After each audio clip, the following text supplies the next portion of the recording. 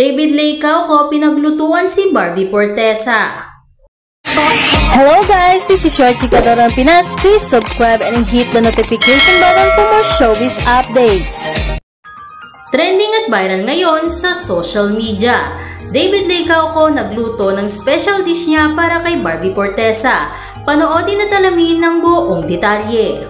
Ngunit bago tayo magpatuloy, nais ko lamang ibahagi sa inyo ang mga komento ng masusugid na taga-subaybay at tagahanga nina David Laycauco at Barbie Fortesa.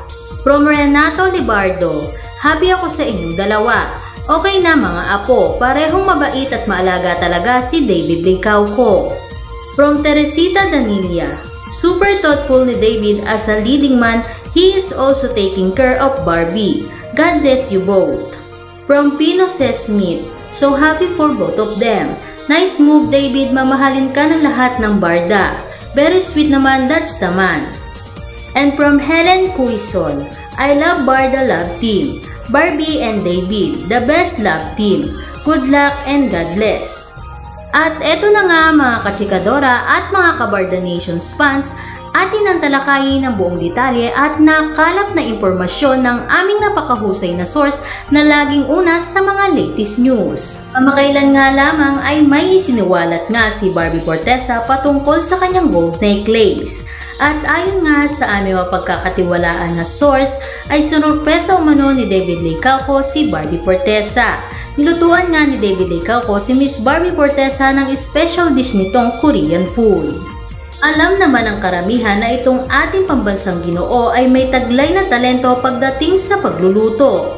Dahil nga dito ay mayroon lamang siyang sariling restaurant. At ito nga ay ang Kuya Korea. At lingid rin naman sa kaalaman ng karamihan na paborito nga ni Miss Barbie Fortesa ang mga Korean food. Talaga namang sobrang kinilig itong si Miss Barbie Fortesa sa sorpresang hinanda ng ating pambansang Ginoo. At talaga namang ipinapakita ni David Laycauco ang pag-aalaga niya kay Miss Barbie Fortesa. At dagdag pa nga ng aming source, lubos umano ang pasasalamat ni Miss Barbie Fortesa kay David Laycauco dahil lagi siya umano nito pinapasaya. Sigurado akong marami na namang matutuwa at kikiligin na tagahanga nina David Laycauco at Barbie Fortesa o mas kilala sa Tambalang Barda. Kaya naman maghintay at magabang na lamang tayo sa mga susunod pa nilang update. So mga kachikadora, patuloy na sumubaybay para lagi kayong updated sa mga showbiz happening. And that's it for today mga kachikadora. Don't forget to like, comment and share. Maraming salamat at mabuhay po tayong lahat.